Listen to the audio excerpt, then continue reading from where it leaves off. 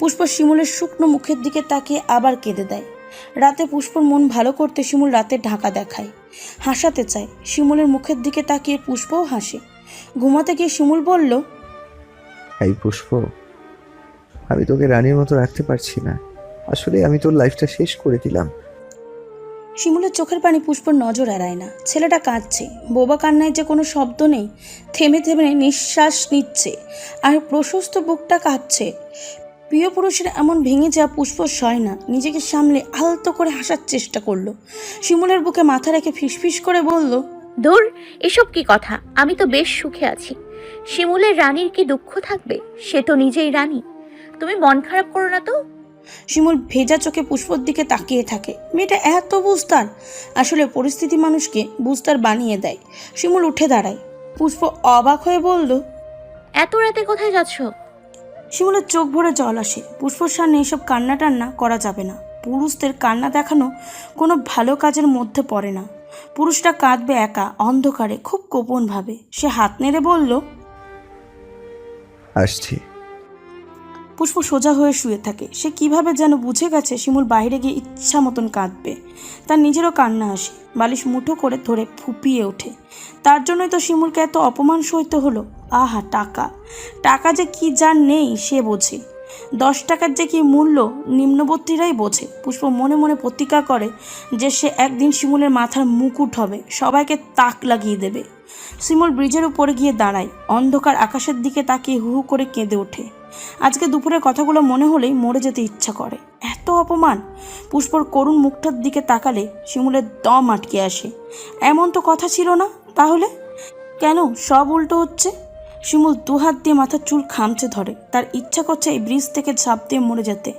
আচ্ছা, এই ব্রিজের উপর থেকে লাফ দিয়ে পড়লে কি সে মরবে, নাকি রাস্তায় চলন্ত গাড়ির নিচে গেলেই মরণটা সহজ হবে? শিমুলের মাথার একটাই কথা কিলবিল করে, সে মরলে কি পুষ্পর জীবনের ছন্দ পাল্টাবে? ভালো বর, ভালো ঘর পাবে। যদি পাই তাহলে মরতে ক্ষতি কি? বল, চোখ বন্ধ করে ব্রিজের গায়ে হেলে দাঁড়ায়। সে কি ভাবছে এসব? মরে যাবে? মরে গেলে তার পুষ্পটা কই যাবে? শিমুলকে হারিয়ে পাগল হয়ে যাবে না? পাগল মেয়ে আরো উল্টোপাল্টা কিছু করলেও অবাক হওয়া যাবে না। যাকে নিয়ে এত আয়োজন সেই যদি ছন্নছাড়া পাগল রূপ ধারণ করে তাহলে কিভাবে হবে? আর সবচেয়ে বড় কথা, এমন কিছু করলে শিমুল প্রেমিক হিসাবে ব্যর্থ হয়ে যাবে না? তার বাবা জিতে যাবে না? ধুর, পাগলের মতন কি সব ভাবছে। সে মরবে কেন? সে তো বাঁচতে চায়। 1000 বছর পুষ্পর মিষ্টি মুখের দিকে তাকিয়ে হাসতে চায়। অনেকদিন পরে আঙুলের ভাঁজে সিগারেট ধরে। অর্থ সংকটে পড়ার পর এই বাড়তি খরচাটা আপনি আপনিই কমে গেছে। কি দরকার একটা সিগারেট খেলে 16 টাকা আগুনে পড়াবার? নিজের দিকে তাকালে এখন শিমুলের অবাক লাগে, কত বদলে গেছে সে। সিগারেট খেয়ে মুখে চকলেট দিয়ে বাসার পথে হাঁটে। রোকসানা বিছানায় শুয়ে কাঁদছে। তার মেয়ে আর মেয়ে জামাইটা না খেয়েই চলে গেল। বুকটা এত পুড়ছে। হঠাৎ করে শিমুল গার্মেন্টসে কাজ করে শুনে মাথা ঠিক ছিল না বিধায় কয়েকটা কটু কথা না হয় পুষ্পকে বলে ফেলেছে। এখন বুঝতে পারছে এমন করে বলা ঠিক হয়নি। আর কেউ না জানুক, তারা তো জানে শিমুল কেমন ঘরের ছেলে। বসে বসে খেলেও তার বাবার সম্পদ কমবে না। আর সে কিনা গার্মেন্টসে কাজ করছে। কার জন্য করছে? তাদের মেয়ের জন্যই তো। পুষ্পকে ভালো রাখতে তো ছেলেটা নিজের আত্মসম্মান বাজি রেখে সব করছে। কিন্তু ওনারা রাগের মাথায় যা তা বলে দুজনকে অপমান করলেন। মিজান এই নিয়ে অনেকবার পুষ্পর মোবাইলে ফোন দেয়, কিন্তু বারবার বন্ধ বলে। ওনারা মনে করে হয়তো মোবাইল বন্ধ করে রেখেছে, কিন্তু কেউ জানতে পারলো না পুষ্পর ফোনটা বিক্রয় করে মুন্নিকে দেখতে এসেছিল। মেয়ের শ্বশুরবাড়ি বিধায় রোকসানা শব্দ করে কাঁদছে না। মিজান স্তব্ধ হয়ে পাশে বসে আছে। রোকসানাকে সান্ত্বনা দেওয়ার ভাষা খুঁজে পায় না। মেয়ের এই অবস্থা তারও যে খারাপ লাগছে। শুক্রবার রাতে পুষ্পর শরীর খারাপ করে। শিমুল ফার্মেসি থেকে ওষুধ এনে দেয়। সকালে শিমুল আর পুষ্পকে রান্না করতে জাগায় না। কাজে যাওয়ার সময় হলে রাতের থাকা খাবারগুলো গরম করে নিজে না খেয়ে রেখে দেয়। যে খাবারটা আছে এতে পুষ্প সকালে আর দুপুরে খেতে পারবে। এখন যদি শিমুল খায় তাহলে পুষ্প দুপুরে খেতে পাবে না। আর পুষ্প এই অসুস্থ শরীর নিয়ে রান্নাও করবে না, খাবেও না। তার মনের ভাব সে দোকান থেকে কিছু একটা খেয়ে নেবে। যাওয়ার আগে পুষ্পকে জাগিয়ে দিয়ে যায়। শিমুল দোকান থেকে বন, কলা আর চা খেয়ে কাজে যায়।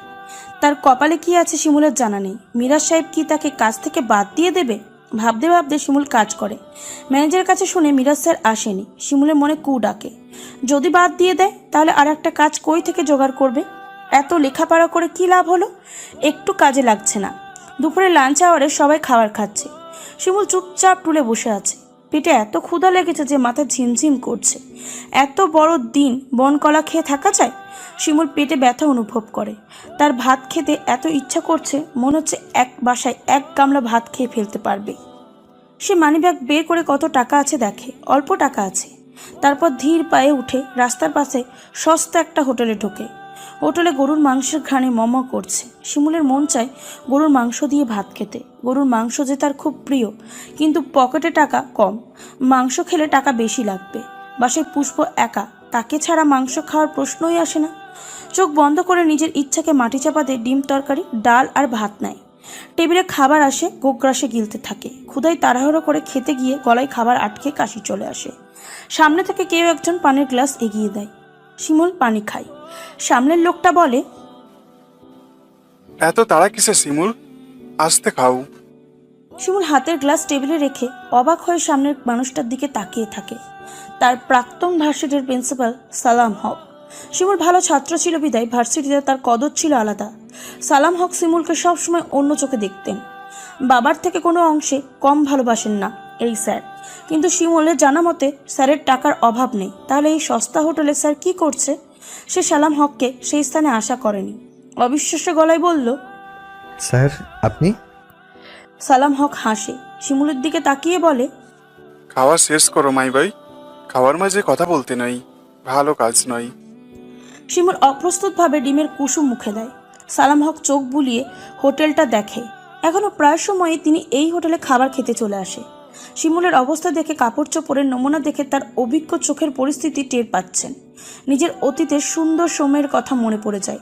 তার স্ত্রী শাহিদাকে নিয়ে ঢাকায় আসার পরে কি কষ্টে দুজন দিন কাটিয়েছে। একটা রড ফ্যাক্টরিতে কাজ করে দিন কাটিয়েছে, প্রায় এই হোটেলে ভাত খেত। তাই তো এখনো মাঝে মধ্যে এখানে খেতে আসে। সালাম হকের মনে হয় দামি দামি রেস্টুরেন্টে খেয়েও এমন শান্তি লাগে না যতটা এই হোটেলে খেয়ে লাগে। ভার্সিটিতে পড়ে পাস করার পরে তখনকার স্যাররা তাকে ভার্সিটিতে চাকরি দেয়। সেই থেকে সালাম হকের দিন ঘুরেছে। আজ সে এই ভার্সিটির প্রিন্সিপাল। কত টাকা বাড়ি গাড়ি হয়েছে, কিন্তু অতীতের কথা মনে হলে বুকে চিনচিন করে ব্যথা করে ওঠে। শিমুল খাওয়া শেষ করে। তার কেন জানি স্যারের দিকে তাকাতে লজ্জা লাগছে। সালাম হক ওয়েটারকে ডেকে দধি অর্ডার করে। দধি আসলে খেতে খেতে বলে, বুঝলে শিমুল, এটা হলো আমার প্রিয় হোটেল। এই হোটেলে ডাল, আলুর ভর্তা, শুটকির ভর্তা, সবজি সব আমার প্রিয় খাবার। স্যারের কথায় কি বলা যায় শিমুল খুঁজে পায় না। প্রতি উত্তরে একটু হাসার চেষ্টা করে। সালাম হক নিজেই বলে, তুমি এইখানে যে? শিমুল দ্বিধায় পড়ে যায়। গার্মেন্টসের কথা বলা উচিত কিনা বুঝতে পারছে না। মাথা চুলকে বলল, স্যার কাজ করি। সালাম হক শিমুলের মনের ভাব বুঝতে পারেন। তিনি খুব স্বাভাবিকভাবেই বললেন, কোন গার্মেন্টসে? শিমুল থমকায়। লজ্জায় মাটির নিচে ঢুকে যেতে ইচ্ছা করছে। স্যার বুঝে গেছে। এই স্যারই শিমুলকে লেকচার হিসেবে ভার্সিটিতে জয়েন করার কথা বলেছিল। তখন শৌকত হাওলাদারের কথায় সব ছেড়ে ছুড়ে চলে গিয়েছিল। সে মাথা নিচু করে টেবিলে থাকা সস্তা টিস্যু প্যাকেটের দিকে তাকিয়ে থাকে। সালাম হক শিমুলের লজ্জা মাখা মুখ দেখে বলল, সামনের গলির পরে যে রোড ফ্যাক্টরিটা আছে না, আগে আমি ওইটাতে কাজ করতাম। যা টাকা পেতাম তা দিয়ে নিজের পড়া চালাতাম, আর তোমাদের ম্যাডামকে নিয়ে থাকতাম। স্যারের কথাগুলো শুনে শিমুল অবাক হয়ে তাকায়। স্যারের বর্তমানে যা অবস্থা কেউ কখনো কল্পনাও করতে পারবে না। স্যার রড ফ্যাক্টরিতে কাজ করছে। শিমুলও ভাবতো না, যদি না স্যার নিজে মুখে না বলতেন। শিমুল আস্তে করে বলল, সামনের গার্মেন্টসে। সালাম হক বলল, তুমি লজ্জা পাচ্ছ নাকি? আরে লজ্জা পাওয়ার কিছু নেই। হয়েছে, না খেলে জায়গা চিনবে কিভাবে? এই যে সময়টা কাটাচ্ছ, এক সময় গিয়ে মনে হবে জীবনের সব থেকে গুরুত্বপূর্ণ এটা সময়। এই সময় থেকে অনেক কিছু শেখার আছে। জীবনে প্রতিটা পদে পদে এই সময়ে মনে করে হবে তুমি শক্তি পাবে। স্যারের কথা শিমুল সহজ হয়। অল্প বিস্তর কথা স্যারকে খুলে বলে। দীর্ঘশ্বাস ফেলে বলে, অনেক চাকরির জন্য চেষ্টা করেছি, এখনো করছি, কিন্তু হচ্ছে না। সালাম হক বললেন, একদিন ভেঙে পড়েছে যে শক্তি থাকবে, দেখবে বিপদ আসলে মোকাবিলা করতে কোনো সমস্যা হবে না। আর এতদিন হলো আমাকে একবার স্মরণ করতে। শিমুল অকপটে বলে, লজ্জায় আপনার কাছে যাইনি। লেকচারার হওয়ার প্রস্তাব দিয়েছিলেন আর আমি ফিরিয়ে দিয়েছিলাম। লজ্জার কি আছে? লজ্জায় কি জীবন চলেছে? নিশ্চয় চলছে না। পুরুষদের লজ্জা থাকতে নেই। সমস্যা ঠিক জায়গায় গিয়ে তুলতে ধরতে হলে, তা না হলে সাধারণ আশায় কি বোকামি। শিমুল মুগ্ধ চোখে সালাম হকের দিকে তাকিয়ে থাকে। আগেও তিনি শিমুলকে এইভাবে বোঝাতেন, এখনও বোঝাচ্ছেন। সালাম হক মাথা নেড়ে বলল, বিকালে ভার্সিটি যাবে, ঠিক আছে? শিমুল মাথা নেড়ে সায় দেয়। সালাম হক উঠে দাঁড়ায়, মুচকি হেসে বলে, শিমুল, তুমি যেভাবেই ভাত খেলে, তোমাকে দেখে আমার মনে হলো আমি যুবক বয়সে আমাকেই দেখছি। বিকেলে দেখা হচ্ছে তাহলে। আস্তে করে উনি বেরিয়ে যাওয়ার আগে বিল দিতে ভোলে না। শিমুল না করলেও বাচ্চাদের যেভাবে তার বাবা চোখ রাঙিয়ে না করে, ঠিক সেভাবে না করে। গার্মেন্টসে ঢুকতে একটু লেট হয়ে যায়। দারোয়ানকে অনেক বুঝিয়ে বেরিয়েছিল, এখন গিয়ে দেখে মিরাজ সাহেব দারোয়ানকে বকাঝকা করছে। শিমুলকে দেখে ইচ্ছা মতন কথা শোনায়। এক পর্যায়ে বলে আর কাজে আসতে হবে না। আসলে সেদিন শিমুল ওনার কথার ওপর কথা বলেছে, আবার বউ নিয়ে নাকের ডগা দিয়ে চলে এসেছে। এটার ওনার গায়ে লেগেছে, তাই তো শিমুলকে তাড়াতে চাইছে। শিমুল মাথা ধরে যায়, আস্তে করে বেরিয়ে আসে। মনে মনে রাজ্যের যত বিশ্রী গালে আছে সব উগড়ে মিরাজের উপর দেয়। সালাম হকের আদেশ অনুযায়ী হাঁটতে হাঁটতে ভার্সিটিতে যায়। সালাম হক যেন শিমুলের অপেক্ষাই ছিল। আসার সাথে সাথে বলল, শিমুল ইংরেজিতে মাস্টার করছে, তাই না? ওনার মনোভাব শিমুল বুঝতে পারে না। বোকার মতন মাথা নেড়ে হ্যাঁ বলে। ইংরেজি পড়তে পারবে না? পারবে তো, আমার স্টুডেন্ট আমি জানি। শিমুল এবার ওনার কথার মানে বুঝতে পারে। সারা শরীর এক অজানা উত্তেজনায় ছেয়ে যায়। চোখের পলক কয়েকবার ফেলে বলল, স্যার। সালাম হক শিমুলের দিকে না তাকিয়ে ফাইল হাতে নিয়ে বলে, শনিবার থেকে জয়নিং। শিমুল অবিশ্বাস্য চোখে তাকিয়ে থাকে, তারপর খুশিতে সালাম হককে জড়িয়ে ধরে ফেলে। পর মুহূর্তে মনে হয় জড়িয়ে ধরাটা বেশি করে ফেলেছে। ওনাকে ছেড়ে বলে, স্যার সরি, আসলে শিমুল আর কিছু বলতে পারে না, তার গলা কেঁপে ওঠে। সালাম হক কাঁধে হাত রেখে বলল, সমস্যা নেই, যাও বাসে। বাসায় আসার বাকিটা পথ শিমুল পারে না, উড়ে উড়ে চলে আসে। গলিতে এসে এক প্রকার দৌড়ে বাসে গিয়ে ঢোকে। পুষ্প কিছু বুঝে ওঠার আগে শিমুল পুরুষালী গলায় চিৎকার করে ওঠে। পুষ্প ভয় পেয়ে যায়।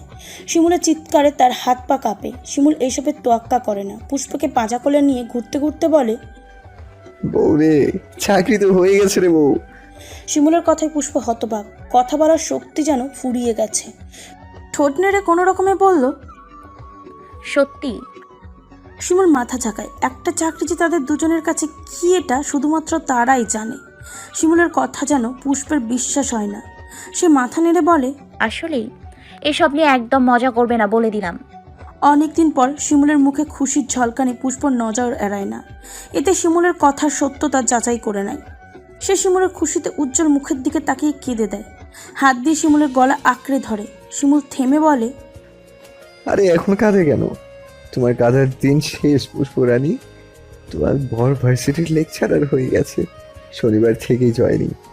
তার কথা শুনে পুষ্প বাচ্চাদের মতন ভ্যাঁ ভ্যাঁ করে কেঁদে দেয়। শিমুল পুষ্পকে সহ ফ্লোরে বিছানা তোষকে বসে। কান্নারত বইয়ের মুখের দিকে তাকিয়ে মিটমিটে হাসে। শিমুলের মিটমিটি হাসা দেখে পুষ্প কান্না থামায়। শিমুল বলে, আরো কাঁদো, দেখতে ভালোই লাগছে তো। পুষ্প শিমুলের মুখের দিকে তাকিয়ে থাকে। চোখ দিয়ে ঠিক পানি পড়ছে। চোখের পানির দিকে তাকিয়ে শিমুল থম মেরে তাকিয়ে থাকে। কিছুক্ষণ পরে গম্ভীর গলায় বলে, তোমার চোখ থেকে অনেক পানি ঝরেছে, আজকেই যেন শেষ কান্না হয়। আর কখনো কাঁদবে না, মনে থাকবে। এখন হাসো তো। পুষ্প কান্নারত মুখেই হাসে, চোখে জল মুখে হাসি। মাথা নেড়ে বলল, আমার খালি কান্না আসতেছে। এটা বলে আবারও কেঁদে দেয়। শিমুল কিছু বলে না। সে জানে পুষ্প খুশিতে কাঁদছে। থাক কাঁদুক, মাঝে মাঝে কাঁদার প্রয়োজন হয়। রাতে শিমুল পুষ্পকে নিয়ে বাইরে খেতে চায়। দুজনে খাওয়ার পর কতক্ষণ হাঁটে। তারপর দুজনে ব্রিজের উপরে গিয়ে দাঁড়ায়। রাতের খোলা বাতাস এলোমেলো ছুটে দুজনকে ছুঁয়ে দেয়। পুষ্প মুগ্ধ চোখে রাতের ঢাকা দেখে। আজকে রাতের ঢাকা দেখতে ভালো লাগছে। শিমুল পুষ্পর হাত ধরে টেনে দুজনের মাঝে কিঞ্চিত দূরত্ব ঘুচিয়ে দেয়। তাদের বিয়ের বছর পেরিয়ে গেছে, কিন্তু শিমুল পুষ্পর কোনো শখ আহ্লাদ পূরণ করতে পারেনি। আসলে পুষ্প কোনো শখ করেইনি। সে সবসময় শিমুলের পকেটের খবর জেনে কিছু চায়, কিন্তু শিমুলের ইচ্ছা করে বউকে এটা সেটা কিনে দিতে। বিয়ের পর এখনও দুজনে কোথাও ঘুরতে যায়নি। শিমুলের খুব ইচ্ছা করে দূরে পাহাড় ঝর্ণা ঘুরে আসতে, কিন্তু টাকার কারণেই যাওয়া হয় না। একদিন টাকা হবে, কিন্তু এই শখের বয়সটা আর থাকবে না। তখন মানিব্যাগ ভর্তি টাকা থাকবে, কিন্তু কিছু খেতে ঘুরতে কিনতে ইচ্ছা করবে না। শিমুল দীর্ঘশ্বাস ফেলে পুষ্পর কাঁধে চোয়াল ঠেকিয়ে বলে, খুব ভালোবাসি পুষ্পরানী। পুষ্প দূরে টিমটিম করে জ্বলা লাল বাতিটার দিকে তাকিয়ে হাসে। এই পুরুষটা তার জীবনের সব থেকে বড় পাওয়া। যত রকমের একটা মেয়েকে সুখী করানো যায় সবটাই শিমুল করে। নিজের সর্বস্ব উজাড় করে সে তার পুষ্পরানীকে ভালোবাসে, সুখে সুখে সর্বসুখী বানাতে চায়। শিমুলের এমন সহজ স্বীকারোক্তি শুনে পুষ্পের মনে ভালো লাগার পরিমাণ বাড়ে। হাত দিয়ে শিমুলের উস্কুস চুলে আঙুল বুলিয়ে বলে, ভালোবাসি শিমুল রাজা। রাতে বাসায় ফেরার পরে শিমুল পুষ্পের সান্নিধ্যে ছাড়ে না। আজকে তার রাজত্ব চলবে, কোনো নাটা চলবে না। আজকে দুজনের খুশির দিন। আর পাশে যদি থাকে পুষ্পর মতন প্রিয় রমণী, তাহলে কোনো কথা শুনতে বা মানতে চায় কি? শিমুলের বেসামাল কথায় আদুরে আবেশে পুষ্প খিলখিল করে হেসে ওঠে। শিমুল মুগ্ধ নয়নে এই পবিত্র হাসি দেখে। এমন কঠিন পরিস্থিতিতে মেয়েটা যেভাবে তাকে সান্ত্বনা দিয়েছে, এটাই শিমুলের শক্তি, এগিয়ে যাওয়ার অনুপ্রেরণা। পুষ্প শিমুলের চোখের দিকে তাকিয়ে বলে, কি দেখো? তোমাকে। পুষ্প লাজুক হাসে। ছেলেটা এত সহজে সব স্বীকার করে নাই। হতে পারে তাদের টাকা কম, কিন্তু ভালোবাসা একদম ভরপুর। পুষ্প মনে মনে ভাবে, আচ্ছা শিমুল টাকা হলে কি এভাবে ভালোবাসবে, সহজ স্বীকারোক্ত করবে, কাঙাল হয়ে ভালোবাসা চাইবে, নাকি পুষ্পর থেকে দূরত্ব বাড়িয়ে দেবে? পুষ্প মনের খচখচানি চেপে রাখতে পারে না। শিমুলের বুকে নাক ঘষে আদুরি গলায় বলল, যখন তোমার অনেক টাকা হবে তখনও কি আমাকে এভাবে ভালোবাসবে? শিমুল ভ্রু কুচকালো। টাকার সাথে ভালোবাসার কি সম্পর্ক? না, টাকা হলে যদি ভালো কম বাসো? শিমুল বলল, ধুর পাগলি, তুমি আমার রানী। রাজার কাছে রানীর গুরুত্ব সবসময় বেশি। আমার খারাপ সময়ে যে পাশে থেকেছে, আল্লাহ চাইলে ভালো সময় আসলে তাকে ভুলে যাওয়ার প্রশ্নই আসে না। শিমুলের উত্তর শুনে পুষ্প খুশি হয়, আহ্লাদি গলায় বলল, কখনো কষ্ট দেবে না, আমি একদম সইতে পারবো না, মরে টরেও যেতে পারি। শিমুল হাসে। পুষ্পকে কষ্ট দেওয়ার প্রশ্নই আসে না, তাকে সুখে রাখতেই তো এত লড়াই। পুষ্পর ফর্ম ফিল আপের জন্য টাকার দরকার। শিমুলের হাতে সামান্য টাকা আছে। শিমুলের হাতের মোবাইলটা বিক্রি করে দেয়। পলাশ যদিও শিমুলকে টাকাটা দিতে চেয়েছিল, কিন্তু শিমুল নেয়নি। এই দুর্গম পথে কারোর সাহায্য ছাড়াই জয়ী হতে চায়। পুষ্প একবার বলেছিল, পরীক্ষা না দিই এই অবস্থায় এতগুলো টাকা কোথায় পাবো? শিমুল কঠিন চোখে তাকিয়ে বলেছে, পরীক্ষা না দেই মানে? কার জন্য এত কষ্ট করছি? মাথায় ঢুকিয়ে নাও, তোমাকে অনেক পড়তে হবে পুষ্প। পুষ্প মাথা নিচু করে ফেলে।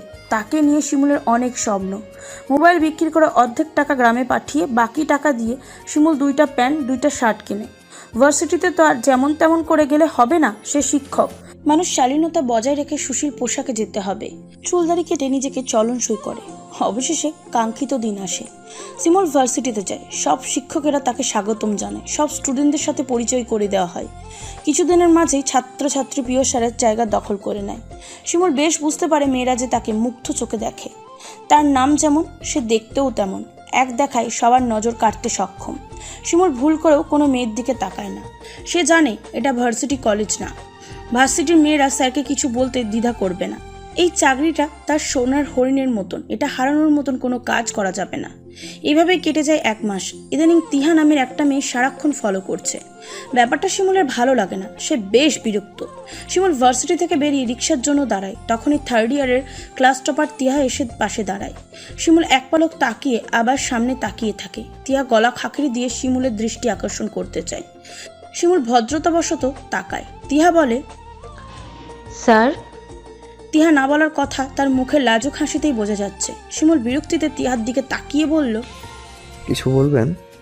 বড়লোক বাবার একমাত্র মেয়ে, শিমুলকে নিজের কথা জানাতে দ্বিধা করে না। স্যার, আপনাকে আমার ভালো লাগে।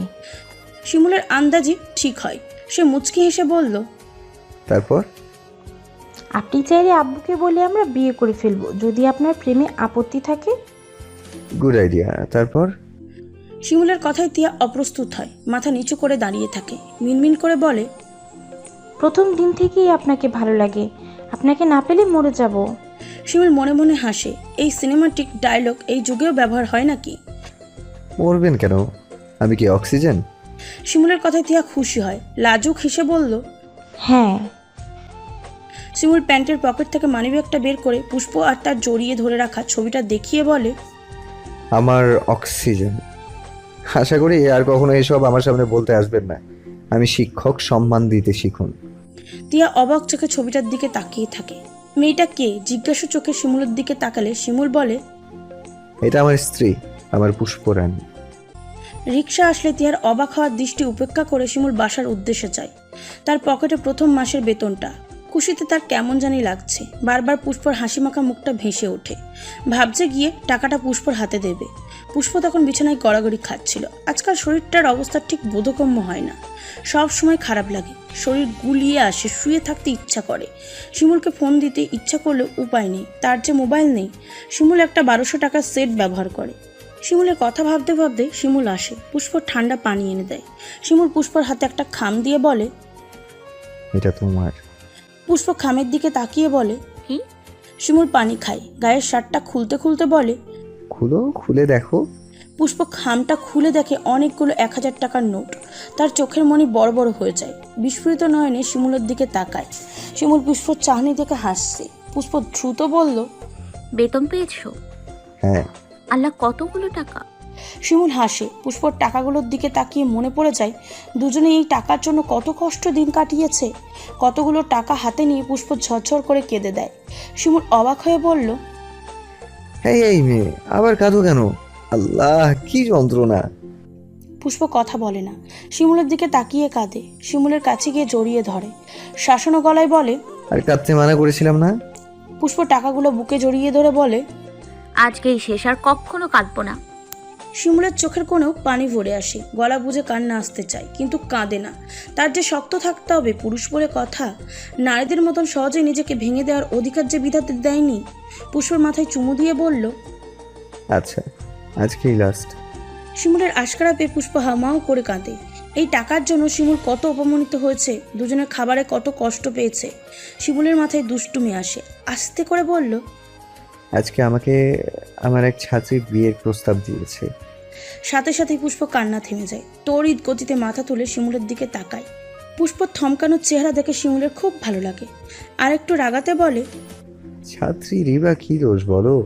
এমন তরতাজা স্যার যদি ঘুরে ঘুরে ক্লাস নেয়, তাহলে কি প্রেমে না পড়ে পারে?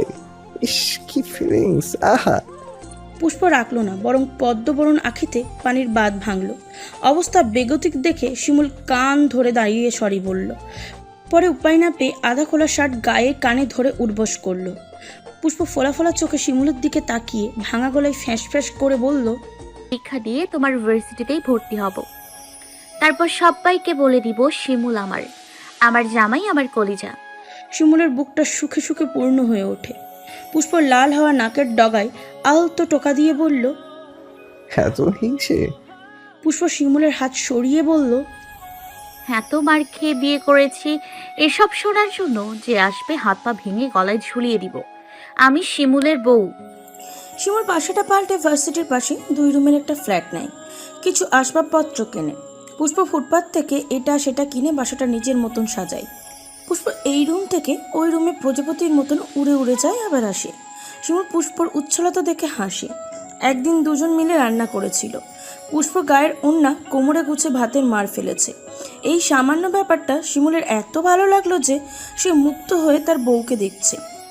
এই কমাসে পুষ্প যেন বেশ ঘরণে হয়ে গেছে। বিয়ের পর যেন পুষ্প আরো সুন্দর হয়ে গেছে, একদম চোখে লাগার মতো। নাকি শিমুলের কাছে এমন লাগে? তবে আজকে পুষ্পর মুখটা কেমন যেন লাগছে। সে পুষ্পকে ডাকে। পুষ্প! পুষ্প ভাতের মার ফেলছিল। শিমুলের কথা শুনে তার দিকে তাকায়। শিমুল তরকারি নাড়া বন্ধ করে বলে, মুখটা শুকনো লাগছে কেন? কোনো সমস্যা? পুষ্প শিমুলের দিকে ফেরে, হাতের উল্টো পুট দিয়ে নাকের ঘাম মোছে। কিছুদিন ধরে এত দুর্বল লাগছে, সারাক্ষণ মাথা ঘোরে। শিমুলের মাথায় যে চিন্তাটা প্রথম আসে সেটা হলো পুষ্প গর্ভবতী না তো। পুষ্প মনে মনে এটাই ভাবে। দুজনে দুজনের মুখের দিকে তাকিয়ে থাকে। শিমুল বলে, প্রেগনেন্ট নাকি? আমি কিভাবে জানবো? তো কে জানবে? পুষ্প মুচকি হেসে বলল। যে জানার কথা। শিমুল প্রতিপতি গলায় বলল, এটা অসম্ভব। পুষ্প তরকারির লবণ ঠিক কিনা দেখে, মুখে হাসির দৈর্ঘ্য বাড়িয়ে দেয়। আমার মনে হয় কেউ চলে এসছে, অভিজ্ঞ লোক। শিমুল অবিশ্বাস্য চোখে তাকিয়ে থাকে। সে অনভিজ্ঞ লোক, এটাও শোনাচ্ছিল। আর এমনটা হবার কোনো চান্স নেই। সে পুষ্পর ব্যাপারে খুবই সতর্ক। তার হয়তো বাবা ডাক শোনার বয়স হয়েছে, কিন্তু পুষ্প সে তো এখনও ছোট। হ্যাঁ, বাচ্চা হলে পালন করে বড় তো করতেই পারবে, তবে এতে করে যদি তার স্বপ্ন পূরণ না হয়, শরীর খারাপ করে, তাহলে? এইসব ভেবেই তো শিমুল সতর্ক। অন্য সব দম্পতির মতন তাদের পথটা সরল পথে চলেনি, তাদের পথটা দুর্গম। জীবনে উজ্জ্বল আলোর কাছে যাওয়ার যেন তাদের জন্য একটা চ্যালেঞ্জ। শিমুল খানিক ভেবে বলল, চান্স নেই। এত কনফিডেন্সে? জি ম্যাডাম। মান্থলি ডেট 3 দিন ওভার কিন্তু। শিমুল থমকে যায়, তারপরেই বলে, মাঝে মাঝে এমন হতে পারে, নো চাপ বেবি। পুষ্প মানে না, নাছোড় বান্দার মতন বলল, কিন্তু আমার যে শরীর খারাপ লাগছে, প্রেগনেন্সির লক্ষণ আছে।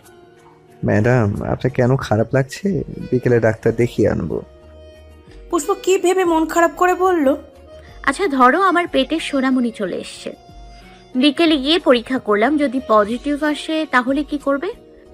শিমুল পুষ্পর মন খারাপের আঁচ পায়, পাত্তা না দিয়ে বলে, এসব কিছু হবে না, কাজ করো। পুষ্প কাজ বন্ধ করে দাঁড়িয়ে থাকে, কাঁদা কাঁদা গলায় বলল।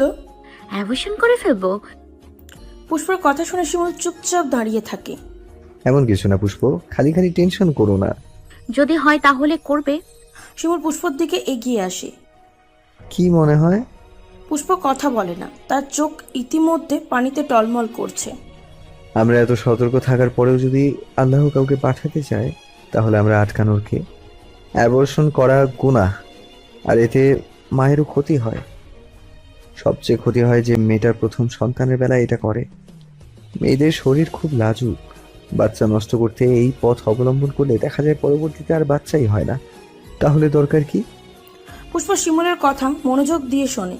শিমুল আবার বলে, পুষ্প, তুমি এসব কেন ভাবছো? কিচ্ছু হবে না। বিকেলে দুজনে ডাক্তার দেখিয়ে আসে। ডাক্তারের চেম্বার থেকে বেরিয়ে শিমুল হেসে খুন বারবার পুষ্পকে রাগাচ্ছে। পুষ্পর কথা অনুযায়ী প্রেগন্যান্সি টেস্ট করা হয়েছে, রিপোর্ট নেগেটিভ। রক্ত পরীক্ষাও করা হয়েছে। ডাক্তারের ভাষ্যমতে পুষ্প রক্তশূন্যতা, তাই পিরিয়ড হয়নি। রক্তশূন্যতার কারণে শরীর দুর্বল, মাথা ঘোরানো, বমি ভাব, শরীরে ক্লান্তিবোধ এইসব হচ্ছে। ওষুধ লিখে দিয়েছে, নিয়মিত খেতে বলা হয়েছে। পুষ্পর মন খারাপ, তার মনটা সারাদিনে মা হওয়ার স্বপ্ন দেখে ফেলেছিল। ছোট্ট ফ্ল্যাটে বাচ্চার কান্নার শব্দ কান পেতে শুনেছিল। বাচ্চাটা কার মতন হবে সেটাও একটু ভেবে নিয়েছিল, কিন্তু এখন সব স্বপ্নই তো শেষ। বুকটা কেমন জ্বলছে। আচ্ছা, সে কি মা হতে চাইছে?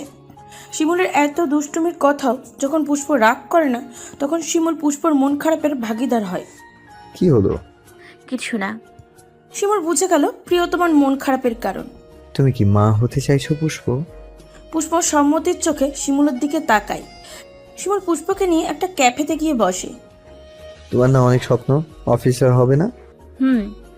তাহলে এত অল্প বয়সে পুচকি চলে আসলে কিভাবে হবে?